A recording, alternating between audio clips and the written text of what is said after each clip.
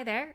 Lindsey Sparks here with the next episode of Read by the Author. Today, we continue Echo in Time, the first book in the Echo Trilogy, read by the author, which is me, Lindsey Sparks. And now, let's return to the story. Chapter 12.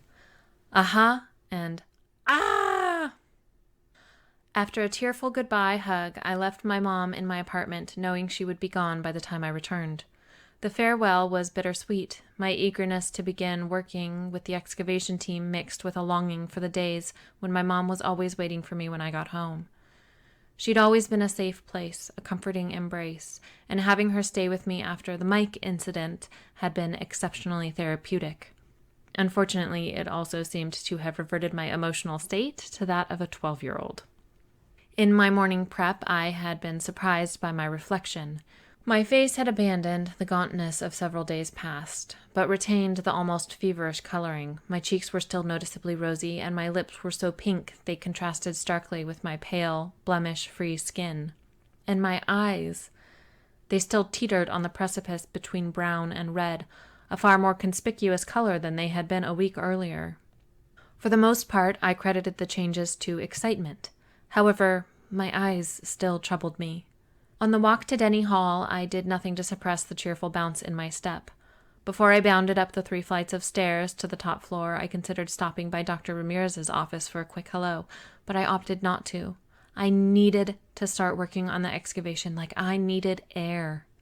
When I reached the rarely used 4th floor, I peeked into each consecutive darkened classroom and a few of the smaller offices. The narrow, windowless hallway zigzagged around the floor like a well-planned maze, giving the odd impression that the building was larger on the inside than it had seemed from the outside. When I approached the second-to-last classroom door, I noticed a laminated sign taped to the front with "The Pit" written in bold over a wedgette. Since the well-known symbol of Horus's eye was second only to an ankh in representing all things ancient Egyptian to the masses, I was pretty sure I had found Excavation Central. Opening the door and stepping inside, I nearly collided with Marcus. "Oh!" I exclaimed. "Lex," he said, seeming to hold back a laugh. "I thought you might have become lost." I chuckled nervously, very aware of the 3 other sets of eyes examining me from further in the classroom. "Not exactly. I didn't know the room number. I had to guess and check. You probably heard me banging around." His lips curved into a faint smile. "Perhaps a little. My apologies for the oversight." He stepped aside. "Please, come in." Without his sleek, towering form blocking my view, I could see the layout of the room.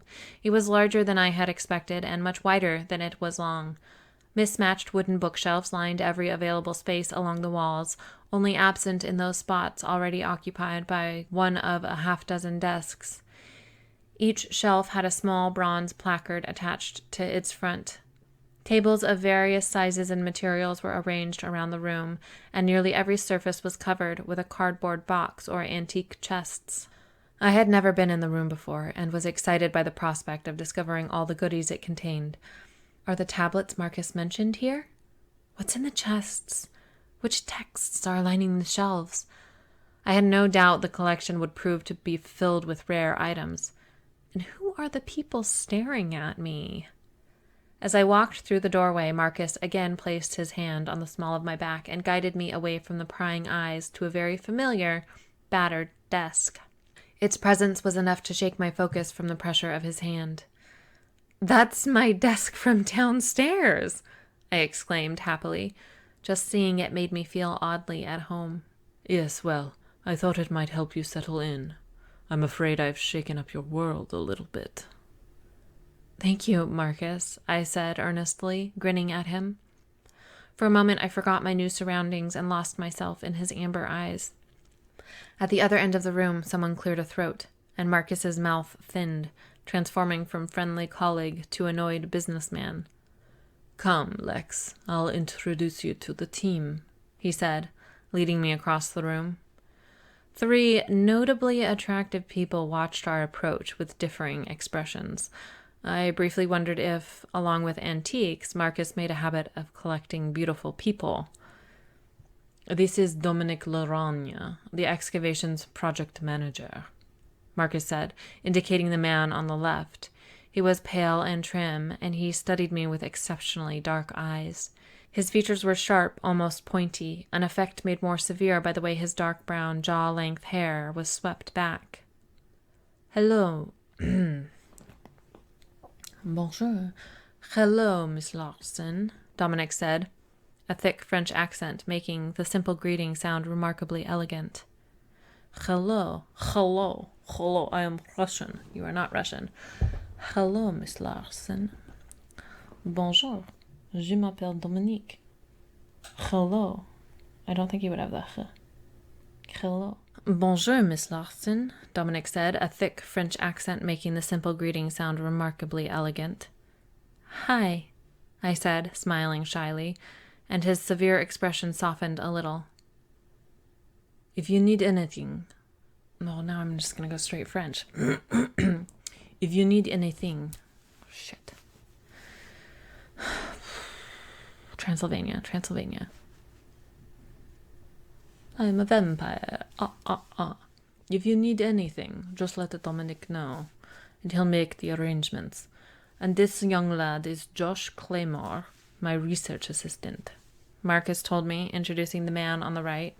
He was blond and slightly burly, but he had an open, youthful face. His short hair stuck out haphazardly, making him appear slightly unkempt. Nearly bouncing with excitement, Josh extended his hand. "It's nice to finally meet you. We've heard a lot about you." His enthusiasm surprised me. It's nice to meet you too," I said, shaking his hand.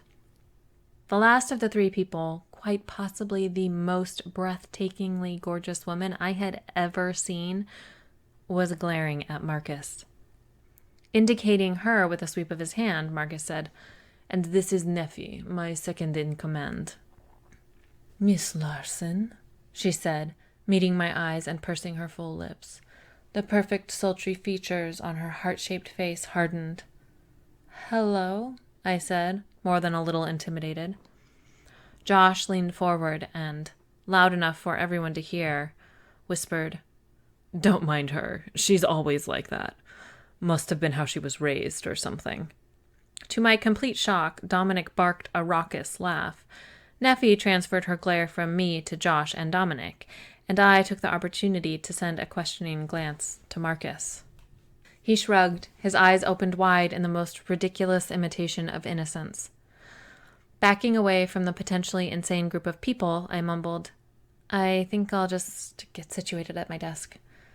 My retreat was complete within seconds. Sitting down, I was grateful that my torturous wooden chair hadn't been relocated along with my desk. Instead, I had a cushy new leather office chair. Better to encourage long nights of intense concentration and research, I supposed. I was surprised to find that everything on and in my desk was exactly as it had been in the graduate office, which meant it was a mess. A slight pang of sadness twanged in my heart at the realization that, with the abrupt change, I would rarely see the few graduate students I had befriended over the past 2.5 years. "I thought you might like to see this," Marcus said softly as he set a flat wooden box on top of the papers scattered on my desk. Through the glass top, I could see an impeccable hieroglyph-covered stone tablet. "Marcus," I said, without taking my eyes from the object in front of me, "is this?" "Yes." "But where's the other one? You said there were 2. I was leaning close to the glass, trying to get a better look at the box's contents. "It is unrelated to our present work." I barely heard his words, entranced as I was by the slab of smooth, gray-green schist. I can't remember how to say that. Schist? I think it's schist. Schist. Flubbernuts. Gray-green schist. Gray-green schist. We're going to go with schist, the original. All right. "Lex, can I open it?" "Lex, can I open it?" I interrupted, eagerness evident in my voice. I looked up at him, pleading with my eyes. Marcus grinned and nodded. "Oh, wow." With the glass lid removed, the artifact was even more amazing. Shaped like a closed parabola, the dark stone tablet looked like it could have been carved only a few days earlier. Every inch was untouched by the usual rigors of time. Where'd you say you found this? I whispered. Where'd you say you found this? I whispered.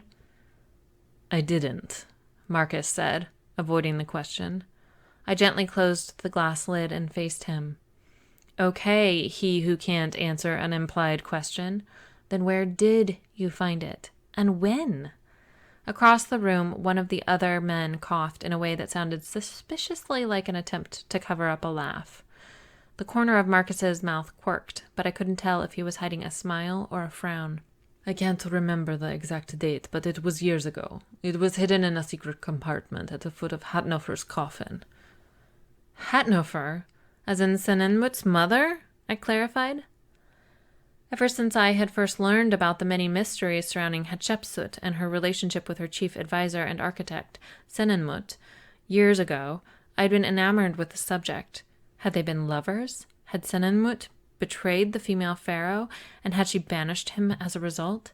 His body wasn't in either of the tombs he had carefully prepared for himself. So where was it? And what happened to Neferure, Hatshepsut's daughter and Senenmut's one-time pupil? I honestly don't know how you're supposed to say some of these names, so I'm just like shooting from the hip here. Pew pew! As far as history was concerned, she simply disappeared as a young woman.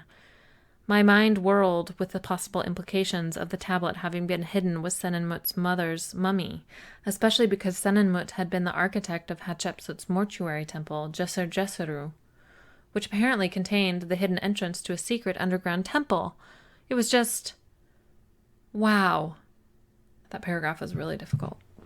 Marcus, I said, my voice low and trembling, if this was concealed in Hatnofer's coffin, isn't it logical to deduce that Senenmut put it there? It is. And if he put it there, then he probably made it? One would think. My heart started beating faster. Then wouldn't the next logical deduction be that this hidden temple, linked to Djeser, might actually be Senenmut's elusive final resting place? People, treasure hunters and archaeologists alike, had been searching for his body for centuries. Quite possible, Marcus said in his infuriatingly calm way. How are you not exploding with excitement over this? This is unreal. We may end up solving one of the greatest historical mysteries ever. My chest heaved with each breath as I tried to calm myself down. Finally showing some emotion, Marcus smiled devilishly. I assure you, Lex, I am quite excited. I'm just practiced at keeping my excitement hidden. From his deep, velvety tone, I had the distinct impression that we were talking about two entirely different things. Would you like the translation? He asked smoothly. Translation? Of his innuendo? I was pretty sure I could guess what he had meant by his excitement. Briefly, my eyes flicked down to the front of his pants. What? I asked, totally befuddled. Eyes sparkling like singed topaz, Marcus widened his smile. Senenmut's tablet. Shall I tell you what it says? Eyebrows. I don't know how I got eyebrows from that. The correct word is embarrassed, which is how I feel. Embarrassed at my reaction, I felt the need to prove my academic worth. Marcus had told me my youth and other attributes might distract him from remembering my quick wit. It was time for a not-so-gentle reminder. Thank you, no. I prefer to translate it myself. Besides, you might have missed something, I proclaimed. I smirked, wondering which of my other attributes distracted him the most. The thought that anything about me distracted him was exciting, causing a warm flutter low inside me, which I quickly quelled. He's probably just being charming. He probably makes a habit of flirting with every remotely attractive woman he crosses paths with. He probably had a dozen girlfriends, all models and geniuses and humanitarians, and... I wouldn't be so sure, Marcus said. For a moment, I thought I had accidentally voiced my inappropriate analysis of him, but then I recalled what I had said to him about missing something in the translation. A challenge. Before leaving me to my work, Marcus pointed to one of the nearby bookcases, which was filled with the various reference texts commonly used for translating Egyptian hieroglyphs. I politely informed him that they wouldn't be necessary. The first thing I noticed in my examination of the tablet was that the infuriating combination of hieroglyphs I had been struggling with was present in several places. I wondered if the tablet was the subject of the photo Marcus had been studying in my first dream of him, the one that had been a vision, because the symbols had been there as well. I also wondered if I finally had the last puzzle piece I would need to decipher those infernal hieroglyphs. As I stared through the glass for several hours, Senenmut's tablet came to life. It revealed elements of his final years that, though previously unknown, didn't shed much light on the historical mysteries surrounding him. I learned he had spent nearly a decade on a secret building project at Deir el-Bahri. I learned he'd spent nearly a decade on a secret building project at Deir el-Bahri, the location of Djeser-Djeseru, under the direction of Hatshepsut and of all the ridiculous claims, Set, the Egyptian god of the desert and chaos. The previously undecipherable combination of a lion's head, a half circle, a whole circle, and 2 vertical parallel lines was included near both Set's and Senenmut's names, and I had a sudden epiphany. It had been speculated that the combination of symbols was adverbial, meaning God's time or eternal, as in eternal Senenmut or eternal Set. But I started playing with the part of speech, finally settling on reading them as a title. God of Time. Thinking back on the other texts I had been analyzing that contained the hieroglyphs, including papyri,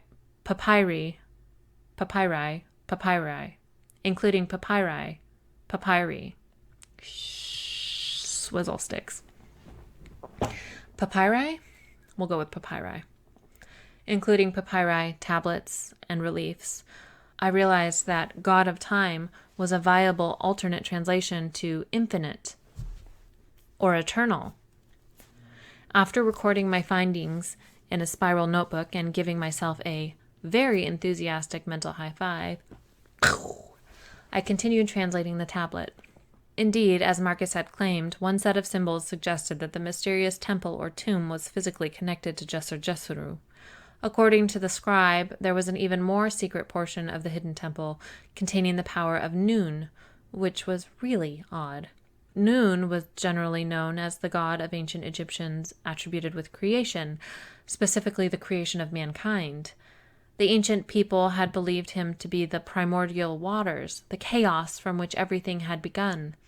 Never had I heard of the ancients referencing any way to access his power, or even wanting to do so. The tablet closed with 2 equally befuddling statements before the usual, so it ends from start to finish as found in writing. I translated the preceding statements as, the power and domain of Hathor is life, the power and domain of Anubis is the afterlife. Under Hathor we are created, above Anubis we are changed by the power of creation. I retranslated the symbols 3 times, looking for alternate meanings, then read through the translation again and again, and again. Abruptly, it clicked. No, I whispered. It can't be that simple. From across the room, Josh called out jovially, "She's talking to herself. She really is one of us now." Quiet, Josh, Dominic told his colleague. Let her do her work and pay more attention to your own. Right, because reading through undergrad field school applications requires so much. Quiet, Josh, Marcus said softly, repeating Dominic's words, and Josh fell silent. Smiling like a fool, I stood and hurried over to Marcus. He sat comfortably at a desk, set flush against the wall opposite mine. Without looking away from his laptop, Marcus asked, "Can I help you with something, Lex?" "Yes," I mimicked his infuriatingly secretive tone. "And what would that be?" "Oh, I just need a pen and a piece of paper." "Really, Lex? You have plenty of paper and writing instruments at your own desk," he chided, finally turning his attention on me.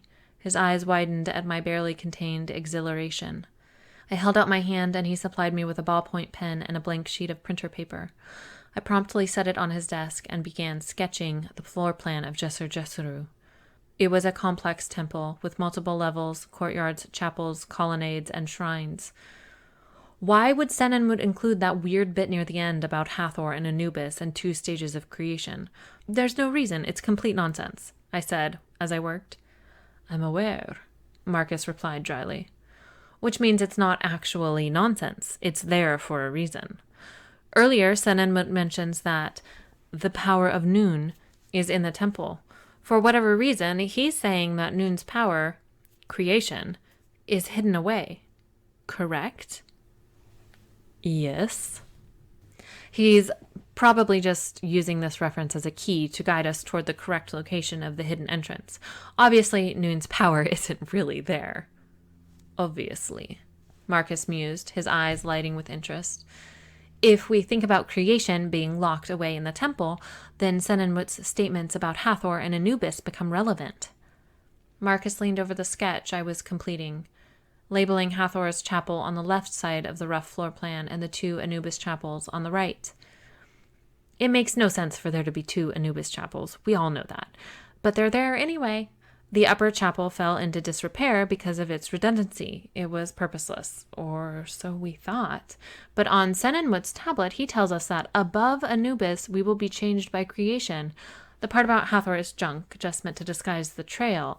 But the bit about above Anubis tells us to look in Anubis's upper chapel. Upper.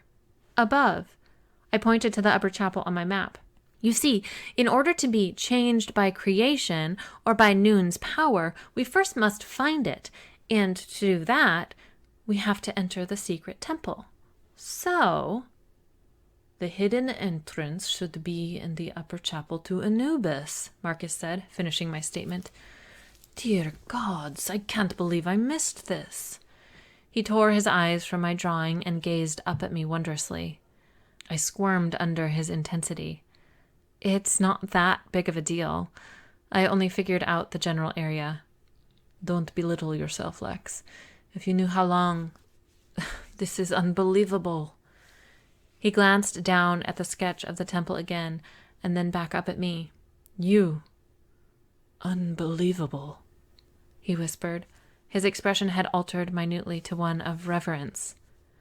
Overwhelmed, I took 2 steps back and ran into a warm, firm body. I would have fallen to the side if strong hands hadn't grasped my arms, keeping me upright. Careful, ma fille, Dominic cautioned, stabilizing me. Thank you, I whispered. I was surprised to discover that Dominic, Josh, and Neffy were standing shoulder to shoulder behind me. How long have they been standing there? I wondered. I'm sure you all heard. You're so very talented at listening when you choose. The Djeser Djeseru entrance would appear to be in the upper Anubis chapel. Marcus shook his head slowly. This, my friends, is a much-needed breakthrough. Congratulations, Lex. As he finished, my 3 new colleagues huddled around me, each murmuring a different exclamation or form of praise at the discovery. Thank you, I said, my neck and cheeks flaming.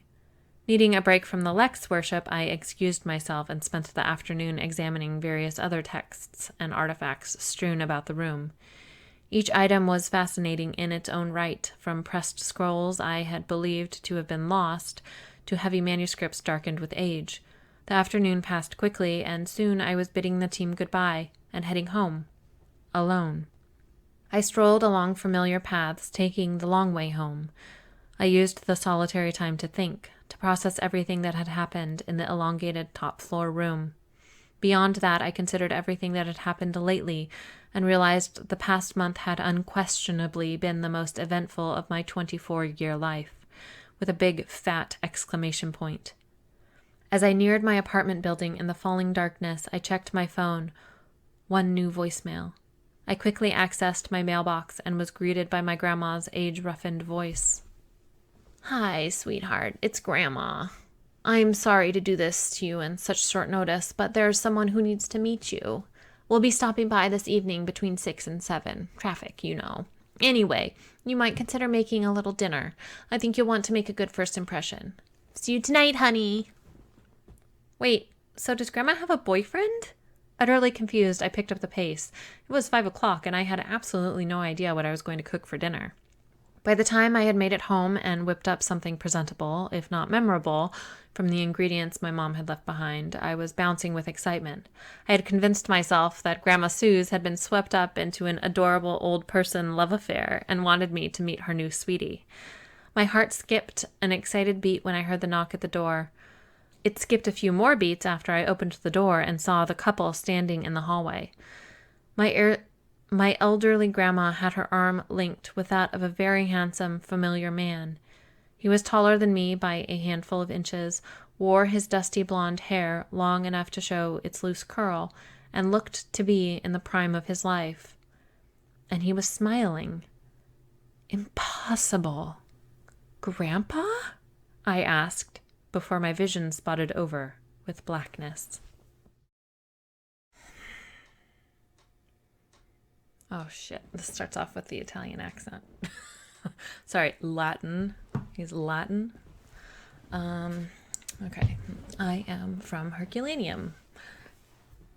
What do I sound like? Suze, my darling. Suze, my darling. See, now he's Transylvanian again. I don't know how he and Marcus can end up sounding like they're from Transylvania. And neither of them are vampires. Or Transylvanian. Suze, my darling, do you think perhaps that we should have done this another way? Suze, my darling, do you think we perhaps should have done this another way? Another way? All right, we'll just go with that. Chapter 13, The Beginning and the End. Suze, my darling, do you think perhaps we should have done this another way? I've startled the poor girl half to death. The deep voice was barely accented with Italian. Oh, hush, Alex, my sweet grandma admonished. I know Lex a little better than you, if you'll recall. I've been around, and I'm not your darling. I had never heard Grandma Suze sound so spiteful. If you'll recall, Suze, you're the one who told me to get the hell out or risk everyone discovering the truth. I was fully prepared to risk it. Opening my eyes, I sat up on the couch and stared at the unbelievable couple sitting at my kitchen table. Hi? If you guys could stop word-stabbing each other for a minute and explain why my 30-year-old grandfather just walked into my apartment, it'd be peachy, I declared with an unpleasant smile. Grandma Suze gasped. Alexandra Marie Larson, you wipe that look off your face right this instant.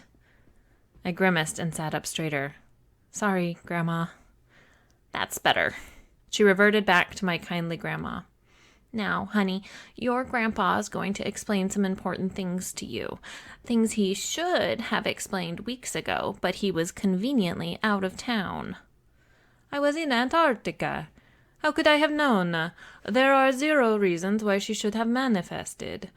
Alice never showed any signs of being a carrier, and I even peeked into the future, which you know is all but forbidden. And I saw nothing of this. Not everyone shows up, you know, he said a little sulkily. Besides, I had Haru watching over her, just in case. He owed me. Some guy named Haru had been watching over me? Remotely, I wondered if it had been the same man who had broken down my apartment door, pummeled Mike, and whisked me out to the hospital. If so, I owed him, and was a little afraid of him. Well, he obviously wasn't trying hard enough, my suddenly furious grandma spat. Her body was visibly trembling. I assume he told you what happened? Yes, but he said... Enough! I yelled, slapping my palm down on the steamer trunk coffee table. Will someone please explain why I feel like I'm losing my mind? Ignoring my outburst, Grandma Suze stood and said to her not-so-late husband, I'm feeling a bit tired. I think I'll just go lie down in Lex's room while you two chat.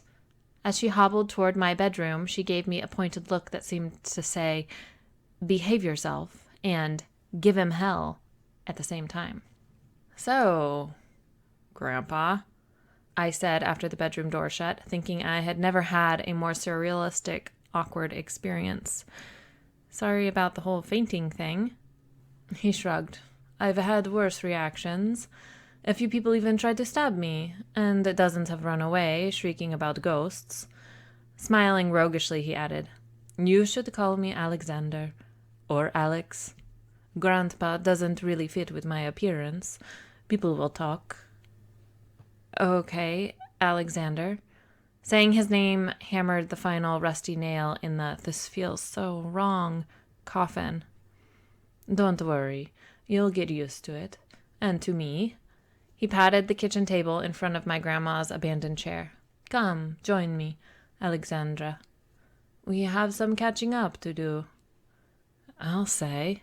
I was feeling a bit irked, a lot crazy, and insanely curious. If I hadn't been experiencing all of the weird dream visions lately, I would have been totally freaked out. As it was, I was moderately freaked out, but I shoved the feeling away. Answers were finally throwing themselves at me. I couldn't turn them away just because I didn't understand them. I joined my grandpa, Alexander, at the table. He stared at me with midnight blue eyes. You look so much like my little Alice. I feel almost like I am sitting here with her instead of her grown daughter. We gods of time suffer far worse from its passing than those who age and die. We have to go on. We gods of time? Is that from a poem? I was utterly baffled. What? A crease formed between my grandpa's eyebrows, and he grabbed my nearest hand. My dear child, Suze always says I have a way of circumventing the truth. An occupational hazard, I suppose. Shall I dive right in? I nodded, hoping his words would somehow translate into something coherent. My mind was too numb for anything cryptic to get through, and I was usually really good with cryptic. Very well. You and I, and the others like us, are not human. Not exactly. My mouth fell open. Not human? You're kidding, right? He has to be kidding. Of course I'm human. Alexander shook his head.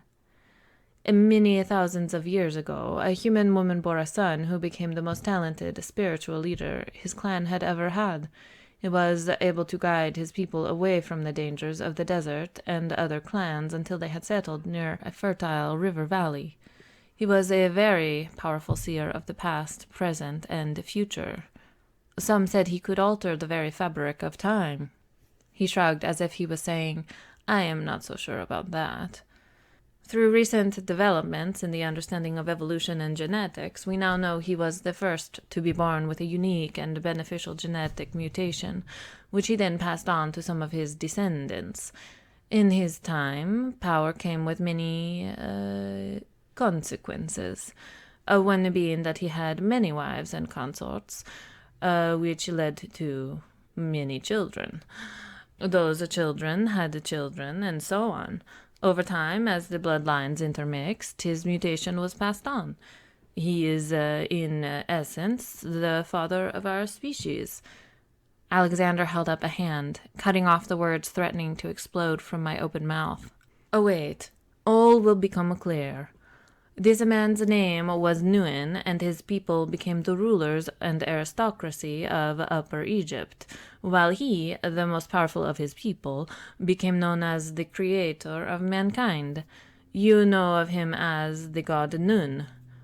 Like him, many of his descendants became deified by the people of their times, such as Heru, Set, and Aset. I don't know why you said that so weird. And Aset, he said, listing the ancient names of the Egyptian gods more commonly known as Horus, Seth, and Isis to the modern world. I'm sure you see the big picture. Nuin's descendants became known as the Netjer-At, which means...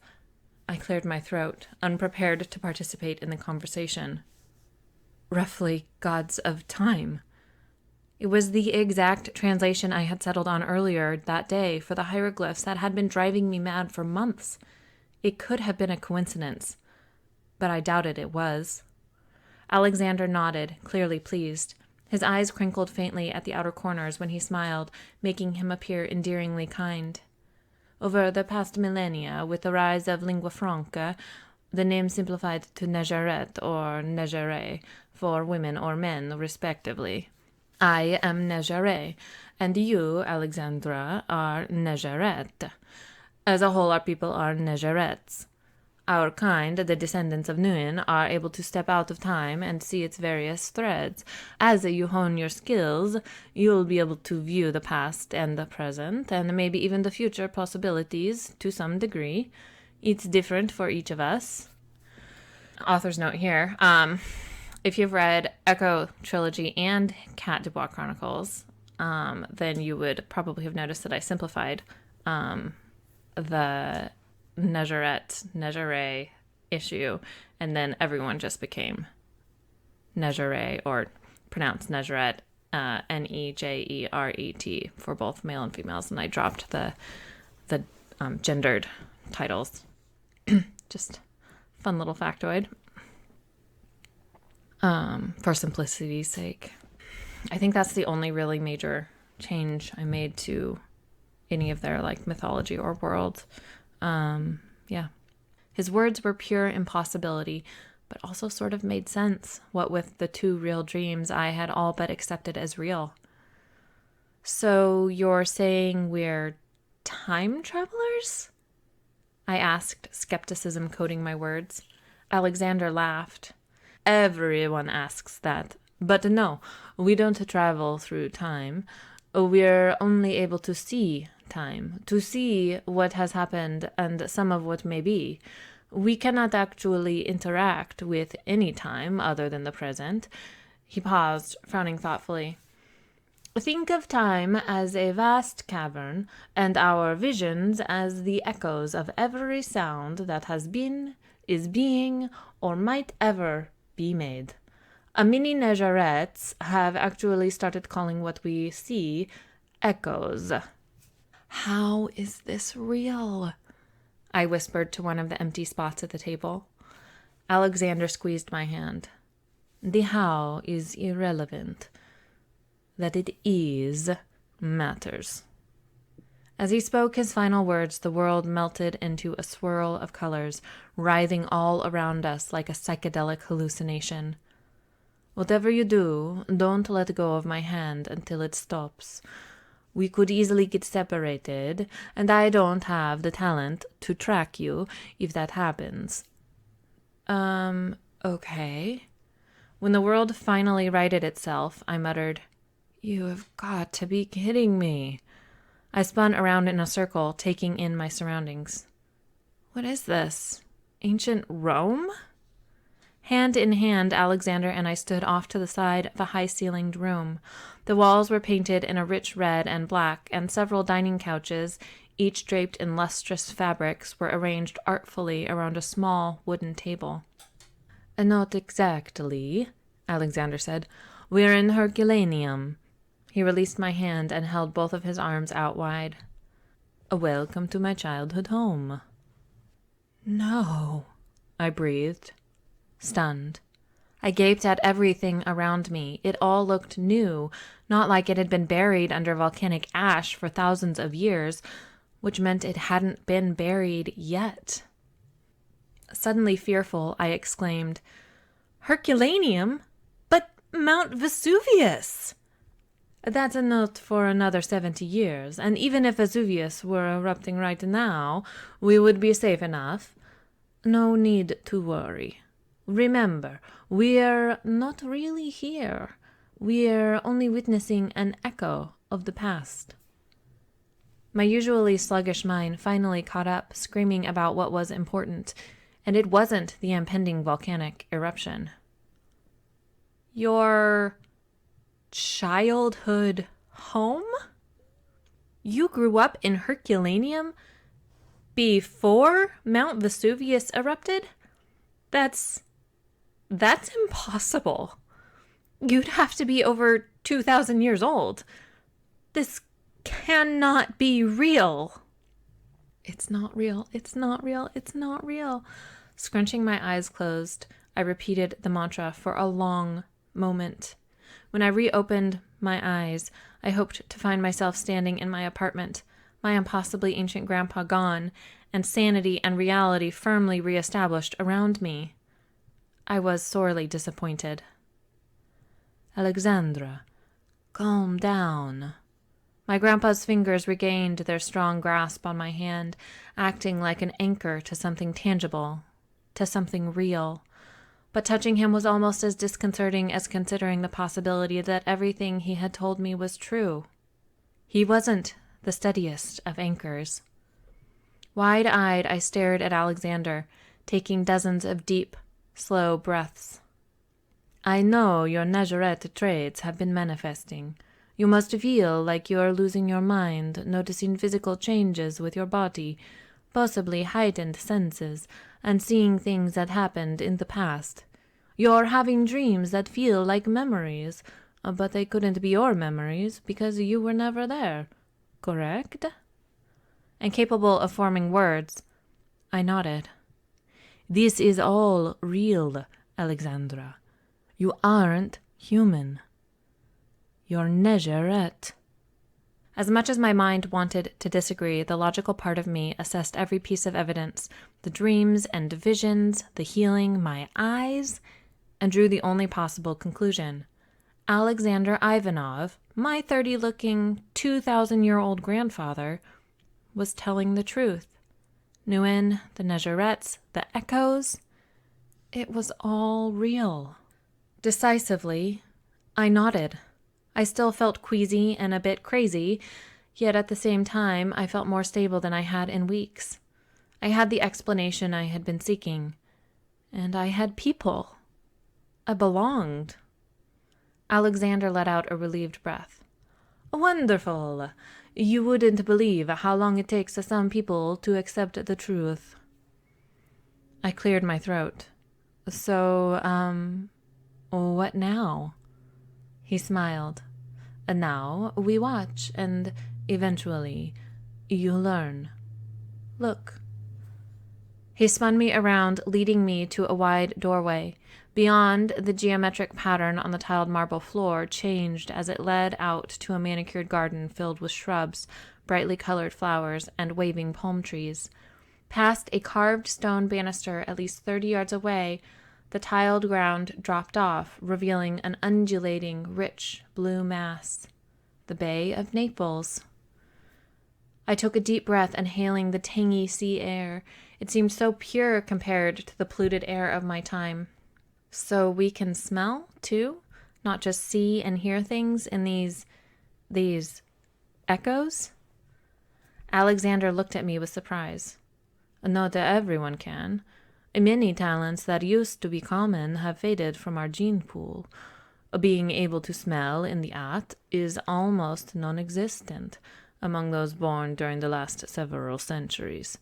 From the way he said "ot," I wondered if it was the official term for the echoes. In Middle Egyptian, it meant time, so it made sense. Well, I can. I felt pride at excelling, but it was tinged with sadness. Even among my own people, I was doomed to be a little different. I glanced away, uncomfortable with Alexander's measuring look.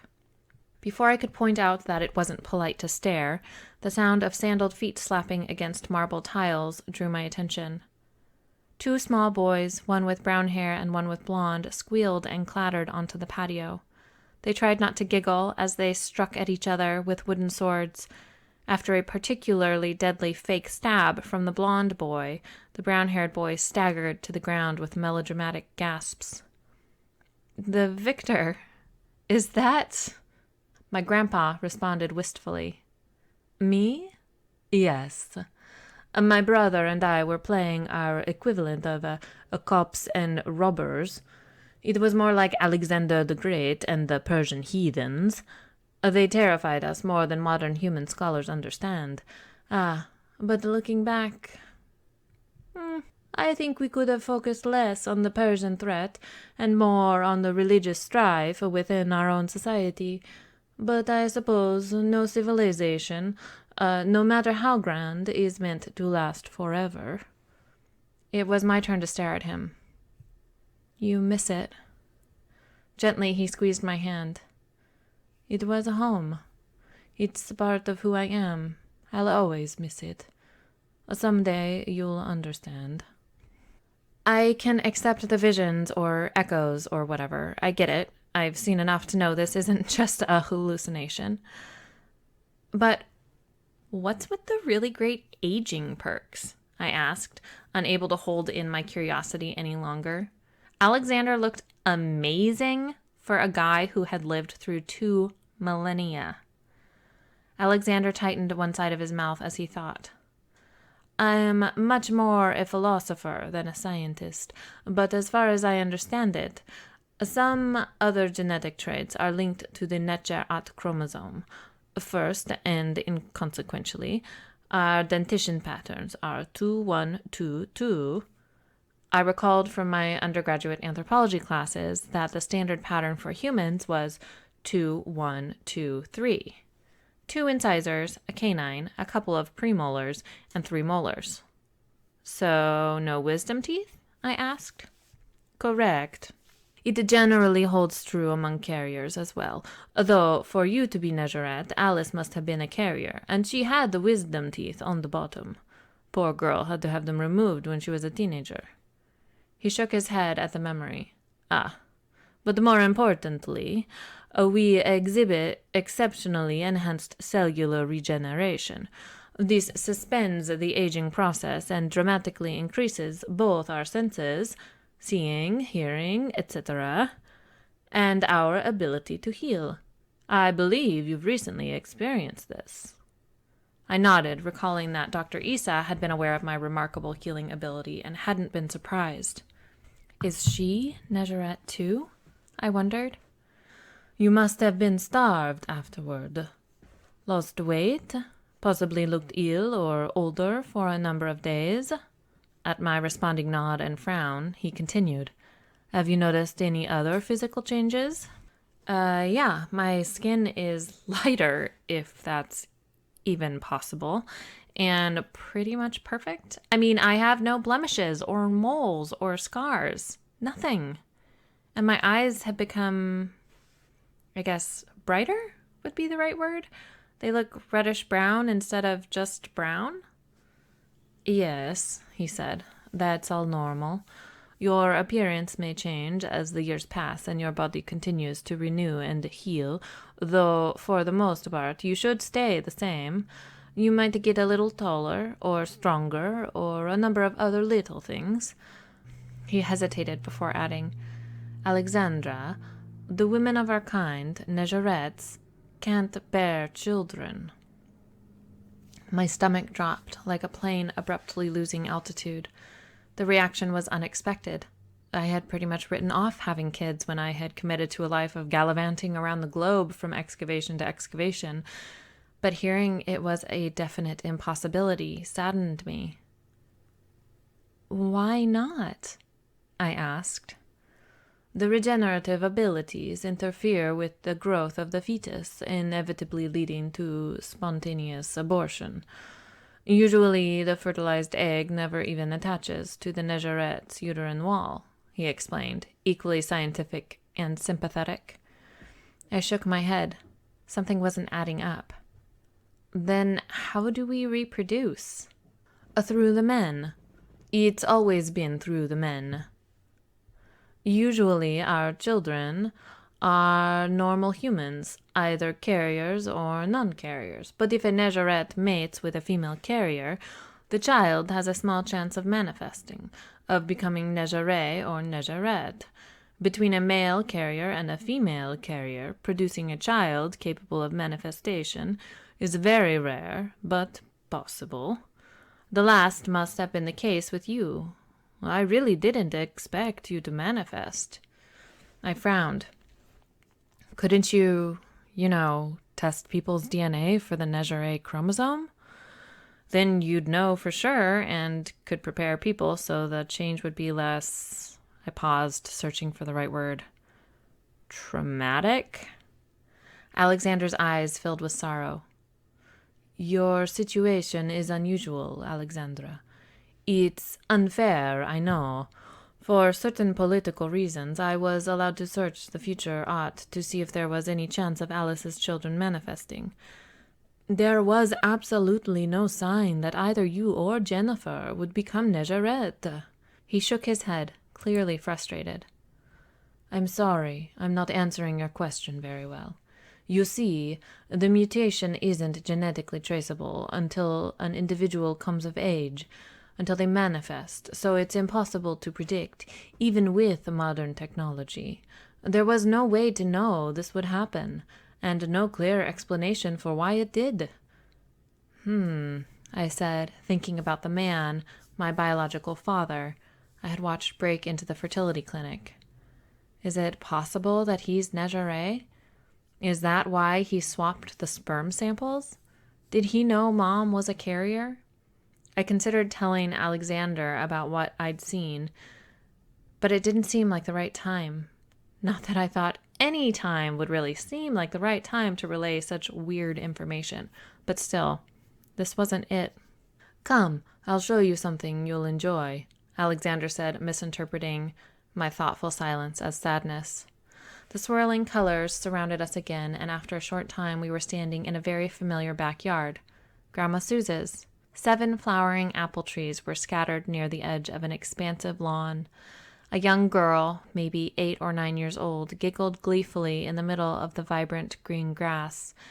Barefoot, she danced around with a slender branch, pretending to fence with an alternate version of the man holding my hand. Her long brown hair flew around her as she twirled and lunged, and her cheeks were flushed from exertion. "I'll get you, you Persian beast!" she howled. "Mom?" I asked in disbelief. I was watching my mom, one of the girliest women I had ever known, sword fight with her father. "Are you playing Alexander and the Persians with my mom?" My grandpa smiled proudly. "She loved being Alexander and destroying the evil heathens." "You do realize your ancient prejudice could have turned her into an anti-Persian fanatic, right?" He shrugged, unconcerned. "People are people. She knew it was a game." "Luckily," I grumbled, then grinned. She looked so happy, so carefree. I've never seen her laugh like that. He nodded solemnly. "When she and Joe learned they couldn't have children together, it killed something inside her." The heavy emotion in Alexander's voice made me want to hug him. He loved my mom so much, but had abandoned his life as her father because of what he was. And one day she would grow old and die. My mom, but also his daughter. Morosely, I wondered how many children he had fathered over his 2 millennia, watching their births, lives, and inevitable deaths. Did he have any Negeray children, any aunts and uncles with whom I could explore the art? With a reluctant sigh, Alexander turned to me. "There is one last thing I must show you. I apologize, Alexandra. It won't be pleasant." "Okay. What is it? Should I be afraid?" "I can't tell you what it is. That's against the rules, and, well, nobody really knows exactly what it is. And yes, you should be very, very afraid." With those final ominous words, the swirling colors surrounded us again, fading to utter blackness before the sensation of steadiness returned. But it took longer than usual. Even without the rainbow of light flowing in cascading tangles, the inky world heaved and lurched. I heaved and lurched, and eventually I squeezed my eyes shut, wishing the uncomfortable motion would stop. An eternity seemed to pass before it finally did. "Open your eyes," Alexander said, releasing my hand. When I did, I was surprised to find that I was again sitting at the kitchen table in my cozy apartment. "I think I'm going to be sick," I proclaimed, rising and lunging toward the garbage can. Sure enough, as soon as I reached the plastic receptacle, I vomited. Repeatedly. Alexander handed me a wad of paper towels once I no longer seemed in danger of a heaving relapse. Grateful, I took the offering with shaking hands and wiped my mouth. I tied off the garbage bag and tossed it down the trash chute across the hall from my apartment door. Care to explain? I asked, stomping back into the apartment. Or is that against the rules too? And whose rules? I briefly disappeared into my bedroom to retrieve my toothbrush, waving at Grandma Sue's as I passed through. She was propped up on the bed, reading. Well? I asked when I returned to the living room seconds later. I shoved my toothbrush into my mouth and started vigorously scrubbing away the taste of sickness. My grandpa watched me gravely. At least you're still conscious. I passed out the first time I saw it. The nothingness. It seemed jerkier this time, though that may have been my imagination. He sighed. It's the future, Alexandra, and not far off. Come the 21st of June, the nothingness takes over the ought. I stared at him for several long seconds, then spat into the kitchen sink and rinsed my mouth with a handful of water. What are you saying? I croaked. Time stops or something? Is the world going to end on the summer solstice in 6 months? Deuce, I hope not. We've been working to avert whatever disaster might happen. It could be as simple as us being cut off from the art after the solstice. There is, of course, a prophecy and a potential savior or destroyer. But it's all very convoluted and likely will end up circumvented and proven irrelevant. Beyond that, I don't think we'll be able to do anything until the 21st of June. We are not used to operating blind, but this time we have to. He shook his head, obviously frustrated by the situation. So, the world might be ending, but probably isn't. There might be someone who can save us, but we don't know. And that person might destroy us all instead. Great. I love being dependent on such reliable people, I said dryly. In reality, I didn't like being dependent on anyone, reliable or not. That's my girl, Grandma Suze exclaimed softly as she emerged from my bedroom. I told you she's feisty, Alex. She gets it from my side. She'll be a good addition to your little group of world savers, she said, sounding like she was talking about something no more serious than a baseball card collecting club. My grandpa acquiesced grudgingly. Perhaps, but only after she's trained. Do you guys mind not talking about me like I'm not here? I asked. Grandma Suze patted my cheek as she shuffled to the table. Certainly, sweetie, as soon as you serve us dinner. Snorting, I wondered if Alexander brought out the best or the worst in my grandma. I settled on both. Thanks for listening to the Read by the Author podcast. To find out what happens next in the story, stay tuned for the next episode.